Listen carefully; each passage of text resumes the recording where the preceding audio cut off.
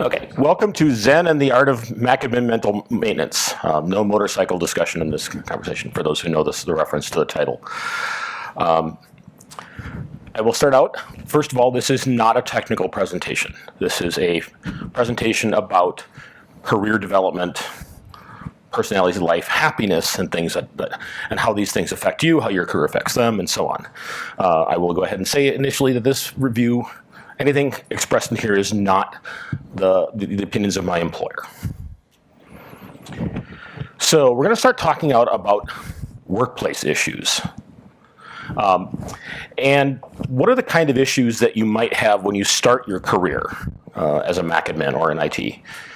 What kind of stressors exist? Things like, do I know what I'm doing? What do I do if I don't know what I'm doing? That sort of thing. How do I deal with people? Some people in IT don't necessarily have those skills very well, which makes it challenging when they work at the help desk and so on. What if I'm bad at this? Things like imposter syndrome. The one comment I will make is if you don't think that people get imposter syndrome, even if they've been doing the same thing for 20, 30 years, imagine being me and stepping in the shoes of Rich Troughton. Okay, imposter syndrome, big time. Arrival fallacy. Okay, I've got my job, I got the salary, I'm great. No, you can't take that mindset. You always have to be in that mindset of self-improvement. Here's a big one for a lot of people. What do you do if you're asked to do something that's not in your job description? It depends on the organization, right? If it's a small company, you may have to wear a lot of hats. How many people have worked in IT and had to deal with like security systems, fire detection, anything with a plug, right? That's your responsibility. But at the same point in time, when you're working for an organization that has 100,000 employees, you kind of stay in your lane. So a bigger question, an ethical question, is what happens if you're asked to do something illegal? And again, this depends on your conscience, your morals, your feelings and beliefs. If you're asked to do something like just pirate the software, I know we bought one license of this app and we're going to put it on 10,000 computers. If you're asked to do something like that, you have to ask yourself if this is something you're comfortable with doing. And, in larger organizations, a lot of times they will have an ethics hotline, something like that. I strongly advise you to use that. What do you do if your salary is too low? Maybe you moved for a job and you thought you would be okay, and then you realize that, oh my God, my rent is taking up 2/3 of my income. I guess I better go, stock up on ramen noodles. So, and there's a lot of things you can do. Get a roommate, We'll talk more about budgeting a little bit, but that's a really important thing in your life, is to have a budget. And, there are other things people can do. I know people who've worked in IT who've had side jobs doing Uber or Uber Eats, Deliveroo, whatever. Don't be embarrassed to do that if it's something you need to survive. And again, the ethics of the job, as we talked about earlier. Are you in alignment with what your employer does? Some people have problems working for companies in the defense space. Some people have problems with the company's CEO. I won't say anything.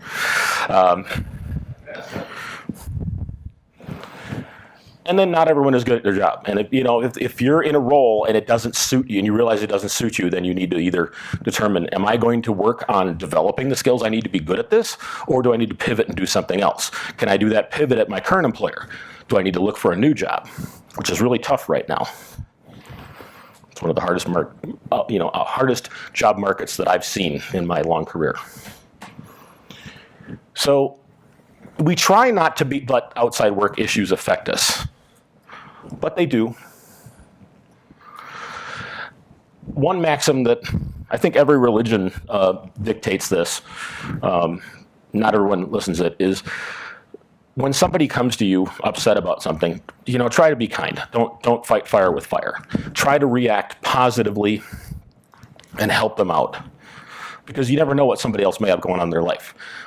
Their spouse may have just been diagnosed with cancer. They may have lost a pet, something like that. The only concern is when that behavior becomes consistent.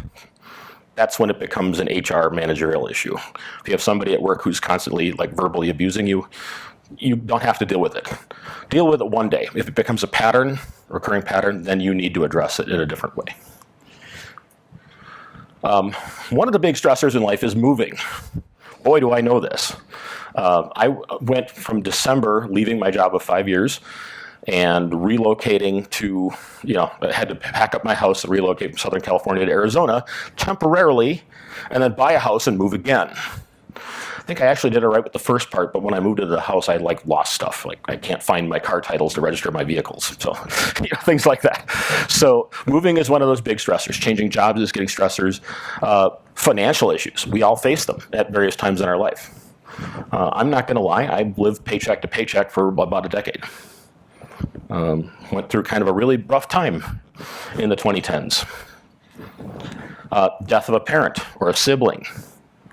Death of a pet. I've been through this too. I think between, I personally went in from about 2012 when a job that I worked at for 19 years ended because the company was sold. I went through the end of a marriage because my first wife developed early onset dementia. I lost 2 pets that were like children to me. I lost my mother. I lost 2 sisters, and my ex-wife passed. I got remarried. My mother-in-law became sick, and she passed away. And lost another dog. So it was like the 10-year period there was really horrible for me. And I tried not to let it affect me, but I know that it did professionally. Health issues, yourself or a loved one. I tore my MCL meniscus in my right knee in 2022. I did the same in my left knee in 2024. So that obviously, affects your ability and mobility, getting around, weight gain, weight loss, that sort of stuff. If your job requires you to be hauling and lifting things, that might be problematic. Birth of a child. How many people have gone through this where you've had where you've become a parent for the first time and you suddenly realize that, oh my God, I miss sleep, right? Or what do I do? And then you get that added stressor of, now I have another being that, at least for the next 18 years, I'm responsible for. Holy crap. Something that, at least in the US, we're going through this right now, a lot of the economic conditions around politics and tariffs and that sort of stuff. And that can affect your employer as well. I know organizations that have laid people off because their market is down or their costs are up because of tariffs. They don't know how to handle it. It's quite chaotic. Natural disasters, fires, floods, things like COVID. Think about how that affected you, at your job when that happened. A lot of people went from going in an office 8 to 5 most days, to suddenly everybody's working remote, and then you have all kinds of problems with like your VPN or your conferencing software, or how do we do these things that we used to do, and that can affect you. So, what are some resources or techniques you can do to deal with this? An interesting book or set of books, The Unicorn Project and the Phoenix Project. These are about a decade old. Talks about a lot of engineering projects and how they evolved. This is kind of interesting reading because I think if you read these books, you'll identify some people you've worked with, maybe even yourself.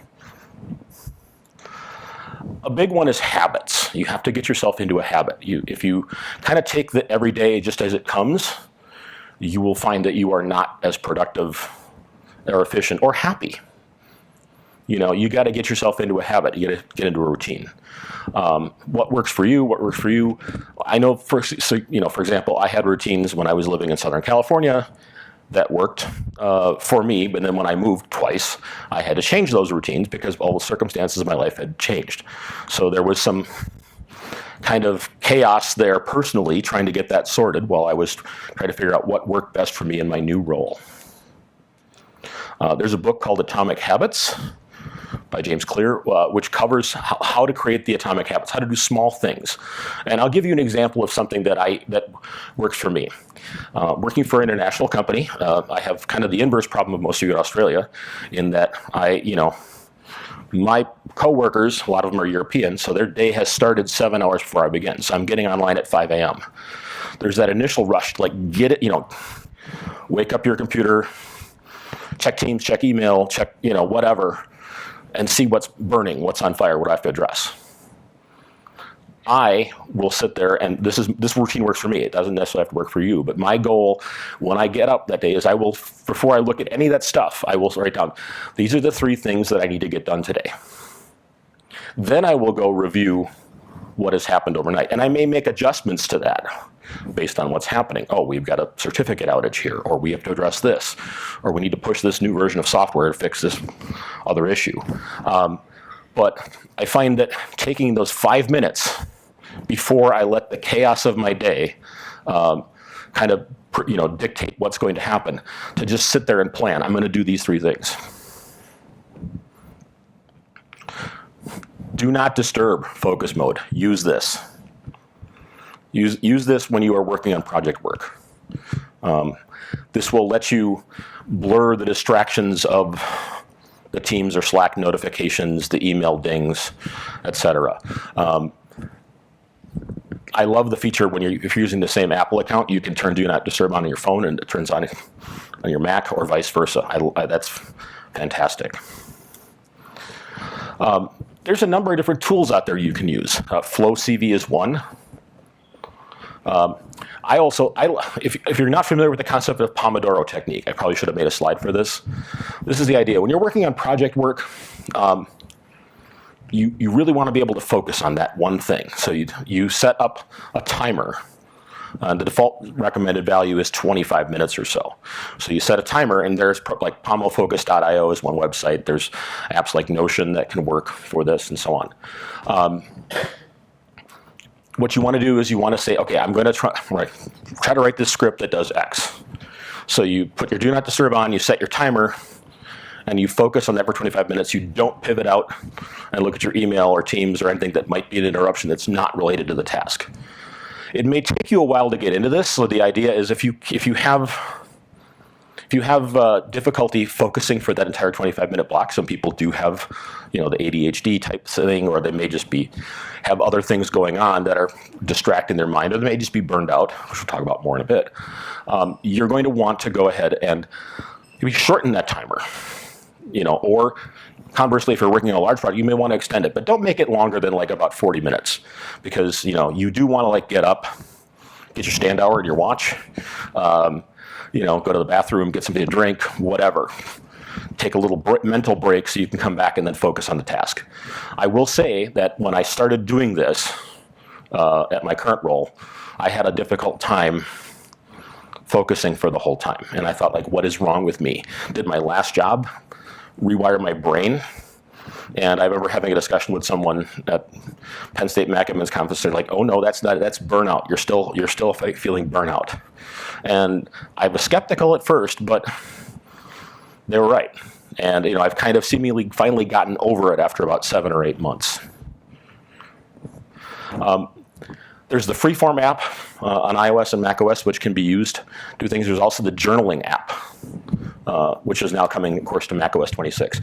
I recommend creating a couple of journals. The journals can be, you can use them for to-do lists. You can express your feelings or your frustrations. You can do them for recording your achievements. We'll talk more about that when we talk about performance reviews. Okay, so after this slide, we're going to get into a video which talks about some thoughts on your work life and performance. Some of the language is a little, it's designed to get your attention, but I think that there's still some good content in this video. Most people will never figure this out. They'll go through life thinking being smart means remembering facts, quoting books, or getting straight A's. But deep down, you know something's off, because you've seen people with degrees make dumb decisions. You've seen people with high IQs crumble under pressure. And you've wondered, if they're so smart, why do they keep messing up? Here's the truth. Being smart isn't about knowing more. It's about seeing differently, thinking in a way most people never even consider. And today you're going to learn how. These 5 mental shifts don't just make you smarter. They make you dangerously effective. The kind of person who walks into a room and changes the whole temperature. No ego, no bragging, just calm, quiet power. Let's begin. 1. Don't argue to win, ask to understand. Most people argue like they're in a courtroom trying to win, prove, dominate. Smart people, they don't play that game. They don't need to win, they want to understand. They ask, what makes you feel that way? What result are you actually hoping for? Have you considered this other angle? They stay calm, they stay curious. And because they're not attacking, people open up. And when people open up, the truth shows itself. That's the trick. You don't need to defeat people. You need to understand them. That's how real minds are changed. And that's what smart people actually do. 2. Don't obsess over the moment. Zoom out and see the system. Most people treat failure like a full stop. They mess up a presentation and spiral. They get rejected and shut down. They bomb a workout and think, I suck. But smart people, they don't take it personally. They don't even call it failure. They call it data. They ask, what led to this? What pattern got me here? What can I tweak and test again? They treat life like a system, not a soap opera. Zoom out far enough and nothing is final. Everything is just feedback. That's how smart people grow. They learn faster because they don't waste time sulking. They're too busy tweaking the system. 3. Filter everything through one simple question. Is this in my control? Most people stress over things they can't do anything about. Traffic, gossip, someone's opinion, the news. And the more they try to control the uncontrollable, the more they burn out. Smart people, they don't waste energy like that. They ask, can I control this? If yes, take action. If no, let it go. They don't spiral. They slice through the noise. That calm energy you see in high performers, it comes from ruthless focus. And that focus comes from control not over the world, but over themselves. 4. Get comfortable with silence. Ever noticed how uncomfortable people get in silence? They rush to fill it with jokes, arguments, noise, anything. Smart people? They own the silence. They listen more than they speak. They let the moment breathe. They don't interrupt, they watch. Why? Because the person who talks the least often knows the most. The less reactive you are, the more powerful you become. Silence is strength. It makes people lean in. It reveals things loud people miss. And most of all, it keeps you in control. 5. Don't react. Observe. Someone says something rude. Most people snap. Life throws a curveball. Most people panic. Smart people, they pause, they breathe, they watch, they calculate. And that tiny pause, that moment of observation, it gives them leverage, insight, clarity. Reacting is easy. Observing is power. Because when you pause, you see what others don't. You become the calm one in chaos. And that makes you unforgettable. Final thoughts. You don't need a PhD. You don't need to talk the loudest. You don't even need to be the fastest learner in the room. You just need to shift how you think. Ask instead of argue. Zoom out instead of panic. Focus only on what you can control. Embrace the silence. Observe before you react. That's the real flex. Most people won't do this. They'll keep rushing, overreacting, and draining their own power. But you, if you start building these mental habits now, you won't just feel smarter. You'll be smarter, calmer, sharper, unshakable. All right. So if you want to see the original video for this is the same thing here. You can click this QR code. It'll be in the presentation.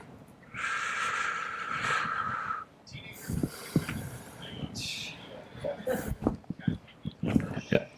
Yes, I love the room entirely. Everybody starts auto-playing the video. Yep. Okay. So let's talk about performance management. This is something that I think a lot of people don't think about until it's that time of the year when they get their performance evaluation. But it's something you should be thinking about from the moment you start that job. The number one thing that I think you should do is solicit feedback from others. A lot of companies have what they can call a 360 review or an anytime review, where if you remember the example I gave where somebody demanded something of you right away.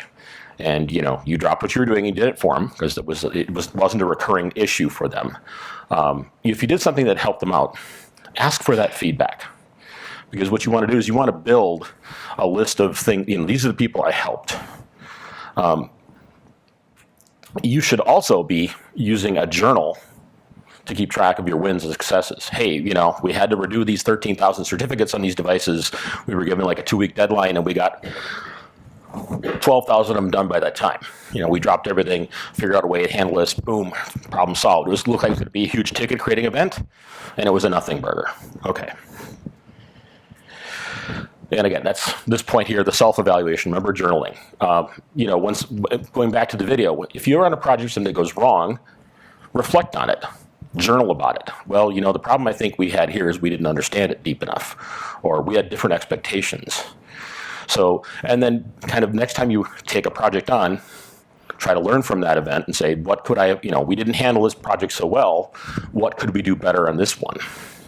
Let's give us more time. Let's focus on this.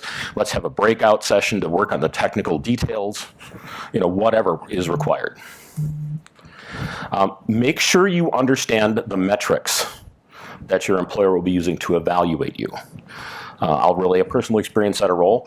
I had my manager come to me and say, hey, I know you're really busy and you get interrupted a lot, you do a lot of things, but we're trying to use tickets to evaluate your performance, and you're not creating enough tickets. And I'm like, so if somebody asks me for something and I just want to point them to a documentation page, should I make a ticket for that? Yes. Okay, great.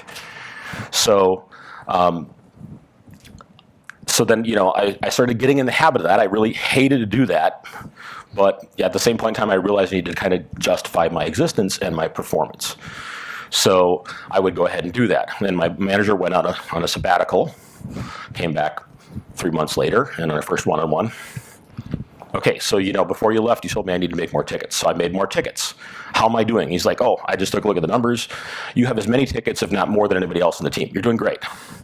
Okay, so I come into my annual performance review a couple months later, thinking I'm going to get a good review, and I got absolutely trashed. And I'm like, what is the context for this? It's like, well, you told me I didn't make enough tickets, so I made tickets. And everything, our technology stack is working, things are documented, everything is repeatable, reliable, bulletproof patch. Why am I getting this negative review? It's like, well, you didn't do enough project tickets. Like, you just changed the criteria that you used to monitor metrics, but you never communicated that to me. So that was a surprise for me. Again, if you have that relationship with your manager, and again, this is not something that I spent a lot of time when I would join a company thinking about.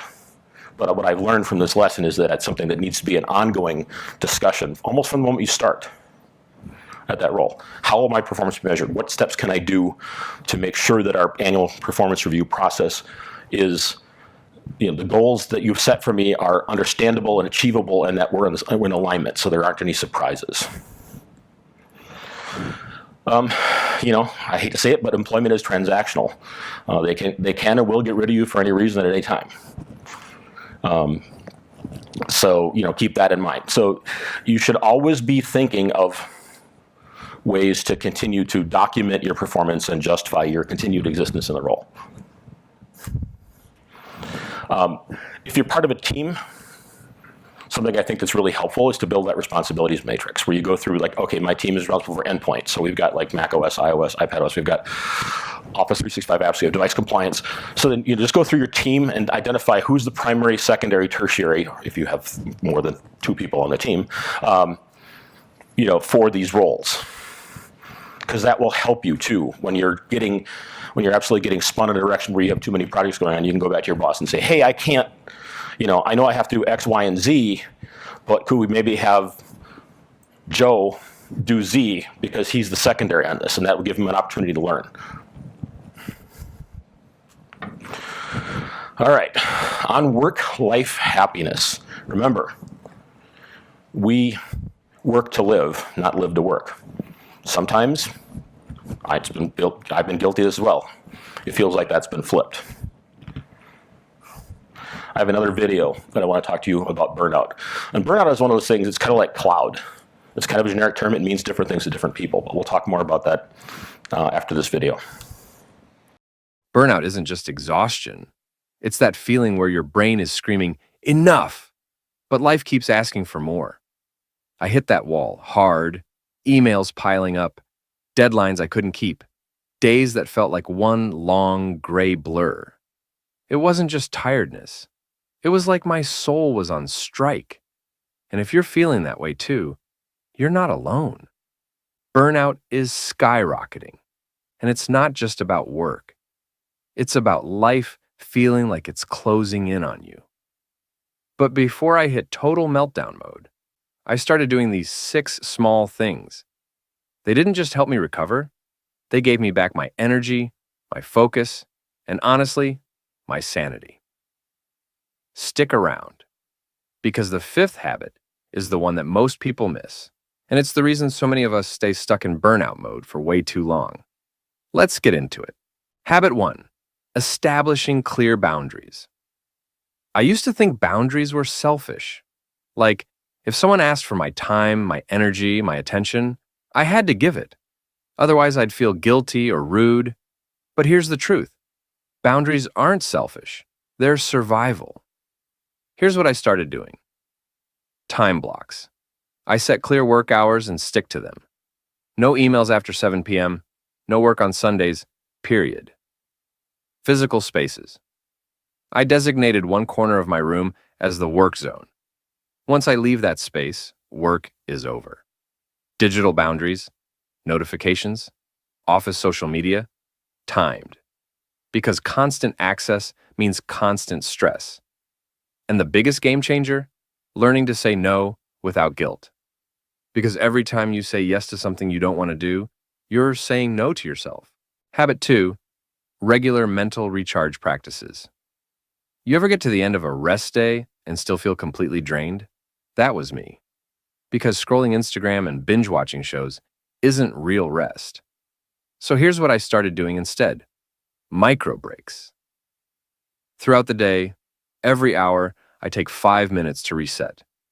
Could be breathing, stretching, staring out the window, just 5 minutes to pause. Weekly downtime. One day a week, I go off-grid for a couple of hours. No screens, just a walk, a book, or a coffee shop. Personalized calm rituals. I started ending my day with 20 minutes of intentional calm. Reading, a warm shower, or playing chill music. It's not about what you do, it's about how it makes you feel. Habit 3. Physical well-being foundation. Here's the thing about burnout. You can't think your way out of it. If your body is screaming for sleep and nutrition, no amount of positive thinking will fix it. So, I started focusing on 3 basic things. Sleep as a non-negotiable. I made a consistent sleep schedule my top priority. Same time every night. No screens 1 hour before bed. This one habit did more for my burnout than any app, book, or podcast. Movement that feels good. Not punishment workouts. Just moving for 20 minutes a day. A walk, stretching, or dancing in my living room. The goal wasn't fitness. It was getting my blood flowing. Food as fuel, not just comfort. Instead of grabbing whatever was easiest, I started focusing on foods that sustain energy. Protein, veggies, and water first. Then the snacks. Because burnout isn't just emotional, it's physiological. Habit 4. Transforming my relationship with productivity. I was burning out because I was measuring my worth by output. If I didn't check off every box on my to-do list, I felt like a failure. But here's the truth. Productivity isn't about doing more. It's about doing what matters. Here's how I shifted. Value-based goals. Instead of asking, what can I get done today? I started asking, what actually matters today? 3 essential tasks. That's it. Redefining success. It wasn't about the number of hours I worked. It was about the quality of what I produced and how it aligned with my values. Building in recovery time. Every 90 minutes, I'd step away. No exceptions. Because burnout happens when you're constantly in output mode without input mode. Habit 5. Community and connection. Here's the part that most people miss. Burnout isolates you. You feel alone, like no one gets it. So you shut down. You ghost people, you pull back. But the real solution? Connection. Vulnerability with trusted people. I started opening up to 3 people I trust. Not everyone needs to know my struggles, but a few people do. And just saying it out loud lightens the load. asking for help before it's too late. This was hard for me, but burnout is like a car engine overheating. If you wait too long to pull over, the damage is worse. Asking for help doesn't make you weak. It makes you wise. Creating support systems, a weekly check-in call with a friend, a text chain with people who get it, a standing coffee date, something to anchor me back to reality. Habit 6, meaning-making practices. Burnout isn't just about doing too much. It's about doing too much that feels meaningless. So I started carving out time for meaning-making moments. Daily reflection on purpose. At the end of the day, I'd write down one thing I did that felt aligned with my values. Even if it was something small, like saying no to a meeting that didn't matter. Gratitude practice. Burnout makes everything feel heavy, but focusing on small moments of joy, a good cup of coffee, a funny text, a sunset, rewires your brain to look for the good. Finding micro joys, tiny moments of play, wonder, or rest. A favorite song, a hot shower, a 5-minute doodle. Because meaning isn't just in the big stuff, it's in the tiny moments you actually notice. Conclusion. Here's the thing. No single habit is going to fix burnout. But when you stack them together, they become a system. A system that protects your mind, your body, and your soul. Start small. Maybe just one habit this week. Set a boundary. Take a 5-minute walk. Call a friend. Write down one thing that matters. Because the opposite of burnout isn't just rest. It's reconnection with yourself.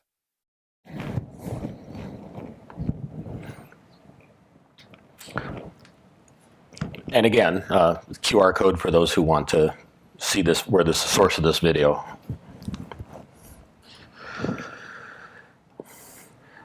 I will say that when we're talking about burnout, I feel like in the current job climate, we're all doing more with less people. Either not hiring people or people, your organization may have let people go. So this is more common.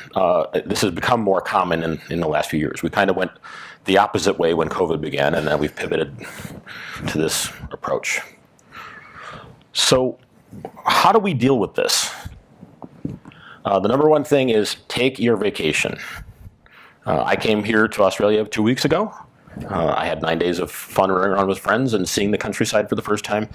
I don't think I would have done that 2 years ago, just because I didn't feel like I could. But it's a nice difference in the employers between the one person who wears all the hats versus being part of a team. So I realize it's a luxury, but at the same point in time, take your vacation.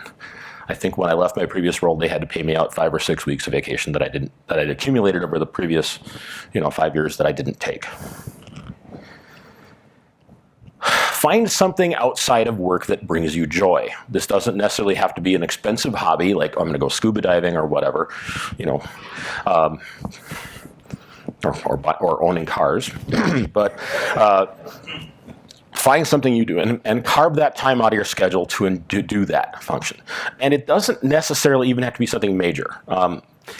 So I went through this, is during COVID, and my mother-in-law had just passed, and my wife slipped in the backyard and broke her leg.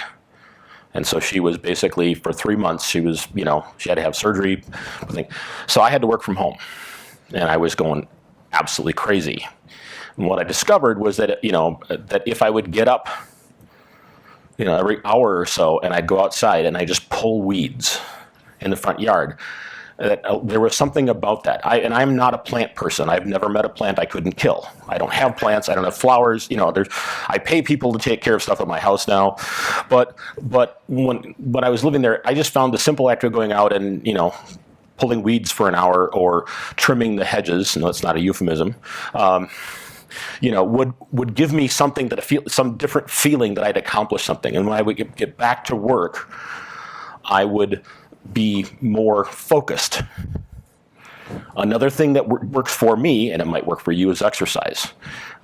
Just being able to go take a walk. It doesn't have to be like, lifting weights for 45 minutes. It can be a 20-minute walk. It can be, running on a treadmill or walking on an elliptical. I found that when I do that, again, my brain is more wired. And again, I realize this is different for everyone, but my brain is wired better once I take that break and expend that physical effort, and I find myself having more energy. I'm a morning workout person. Some people are evening workout people, so that may not work for you. But get your exercise, because it does help you, and it helps you both physically and mentally. Do things like block time out on your calendar for projects, or even for personal things. I have a doctor appointment. Make sure you put it in the calendar. I got to leave by this time, whatever. Use that, and of course use D&D as well. A big one that I know, and I was not always good at this myself, is develop healthy sleep habits. Working for an international company, my day starting at 5 a.m., 9 o'clock at night is bedtime for me. There might be a sporting event that I want to watch, and my wife may be watching a movie. My wife is up. I'd rather spend time with her, but at 9 o'clock, it's my bedtime. I got to go. So I set that routine up for myself. I've struggled with sleep for a lot of my life.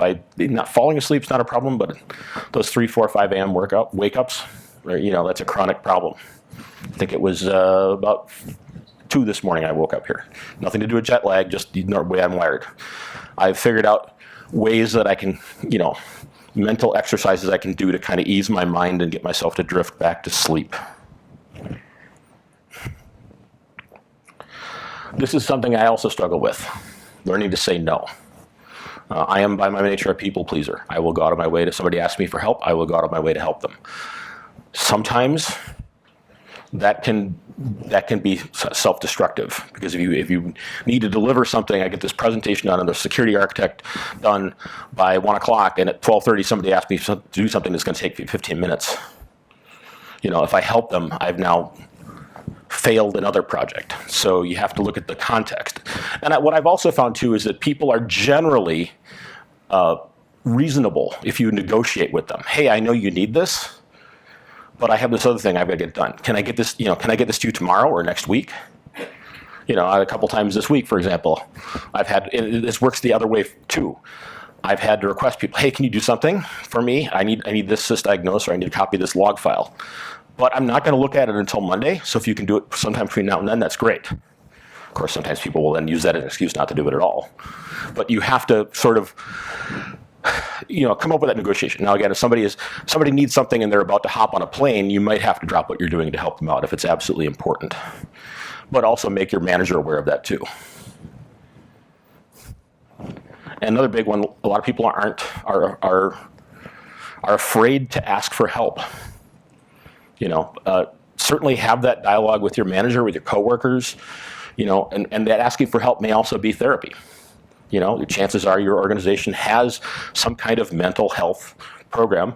And, like the video talked about, when you're feeling burned out and you talk to somebody, what if you don't have anybody close to you that you can talk to? So, you leverage therapy if it's available to you.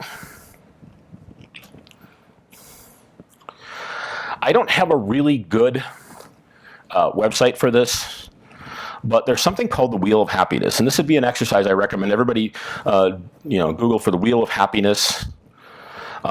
Basically, what you do is you take a piece of paper and you draw a circle and cut it into quarters and then eighths. And in these, things like health, career, finance, spouse, family, friends, fun, physical environment, community, spirituality. And then give it a 1 to 10 ranking. And after you get that ranking, connect the dots to see where you're at. And then figure out how much time you're investing in these areas.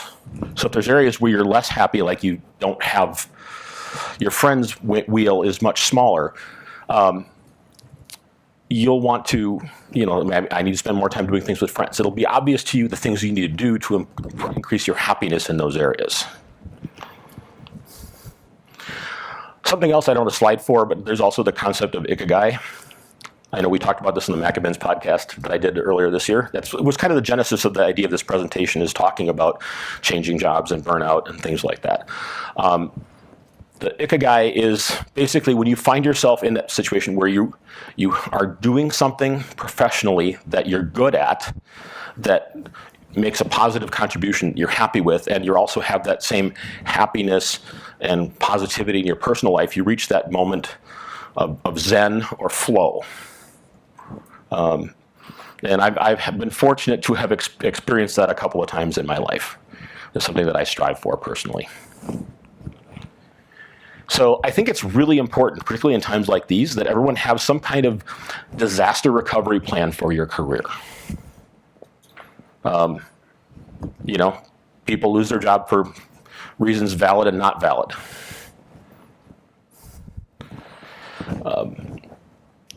You know, you want to do things like reject imposter syndrome. We've all felt it. You may feel it. Just think about what is causing you to feel that way. You know, because you're working with somebody who's very imposing, or you're working with somebody who's very demanding. You know, are you good at it? You must be at least look good at it because you got the job, right? So try to put those thoughts out of your head. Try to address the things that are making you, try to think about what's making me feel this way and try to address those. It's always good to network with people. These events are great for that. I was actually having this conversation the other day with someone, and I'm like, okay, my last 4 or 5 jobs I've not gotten by applying to something on LinkedIn or Indeed or whatever. It's been that I knew somebody who worked there, or somebody who knew the role and pointed me at it. I still had to go get the job, go through the whole process. But it was not me just seeing an ad, on the jobs board on MacAdmin, Slack, or LinkedIn or whatever, and applying and getting the job. There was always that somebody else connection, somebody who may have worked there or knew them. Always keep your resume up to date, number one. Always keep your resume on some kind of cloud service so you can access it at any time you may need it, and make sure you tailor that resume for the role. If your resume is focused on, being a MacAdmin using Jamp, but you're applying for a role that needs DevOps and Terraform, you probably want to change some of that way your resume is formatted. Have an emergency fund. As I mentioned earlier, I spent the better part of a decade literally living paycheck to paycheck. That's incredibly stressful because it's one of those things where when you wake up at 2 a.m., it's like, well, what if I need to buy new tires for my car? Or what if, this dies or whatever? How am I going to pay for this? So it's just a simple act of having $1,000 stashed away for a rainy day and leave it alone. And of course, if you need it to use it and then adjust your budget to figure out to rebuild it over time. If you have kids, if you have a house, you probably want that number to be much larger, but at least start with $1,000. Try to keep that away. After not living paycheck to paycheck for about the last 4 or 5 years, I can tell you that my stress levels are way down, way down. And again, that budget, it's really important to figure out what your income is, what your expenses are, and to make sure that you're at least breaking even, if not being able to put some funds away. And then, likewise, I like to think about things like if I lost my job, I would be, I know immediately who I would reach out to. I would know immediately what things I would, goodbye Netflix, goodbye Paramount Plus, goodbye Apple TV. I know exactly the things that I can cut out of my life that wouldn't, I'm still going to have to pay the mortgage, but I have to, I have a plan. Like the Cylons, right, from Battlestar Galactica. And this has all happened before, and it will happen again. So you definitely should do this. It even comes down to when I worked in the office, I didn't keep a ton of stuff at my office, just because I didn't want to have to deal with either, packing my stuff up and walking out if I was let go, or if I resigned. I was escorted out, so I kept the amount of things I have at the office minimal. What's great now is I work from home most of the time and just travel in a hotel and an office, so I don't have to worry about that. And by the way, also if you possibly can, keep your personal life off your work computer. Keep your work life off your personal computer. And same thing for phones and tablets.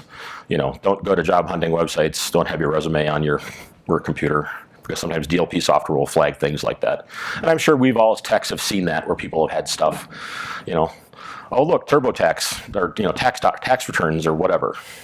I think there was even a Jamf class where they had like there was something where they wanted to see if you would go into the folder and look at something. And like, I see that red flag and I am not biting, I'm not gonna, bite it. So this is the end of the formal part of the presentation. Does anybody have any questions or comments or stories that they want to share? Excellent timing, but before we do that, can I have a big hand?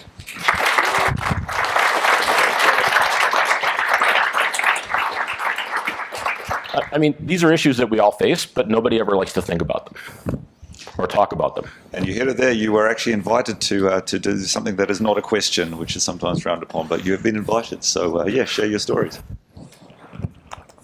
How have you found going from the theory of this and knowing that there are all these things you should be doing to, the enlightenment of actually practicing some of it? I mean, it's made me a better person, I think. It's made me a better partner to my wife. It makes me, I'm happier, let's put it that way. I literally went from an environment, when I started, it was 2,000 managed iOS, iPadOS devices and 275 Macs to 18,000 and 1,500. I was still the only responsible engineer, and I kept getting pulled into anything and everything. You know how IT gets the mindset of, if it has a plug, it's yours, you have to manage it. Well, I had if it has an Apple logo on it, it's yours, you have to manage it. AirTags. So yeah, it was kind of overwhelming. So it was the number one thing I realized is I needed to change, because I needed a role where I wasn't the single point of failure, because it was clear the other role was not going to ever change. And so now being part of a team and being, if I was in my previous role and I'd come to Australia for 2 weeks, I would be up here frantic because I'd been pinged a million times. And so it's nice being in a role where I don't have that, number one, where I can go away and people are, I wrote this uninstall script for you. I completed your project for you. Thank you. I didn't get to it before I left. Things like that. And again, I think just being, changing roles also allowed me to more firmly set those boundaries. My role before was from the moment I woke up until the moment I went to sleep. I could be pinged for something at any time. And now it's like, I start my day at 5 a.m.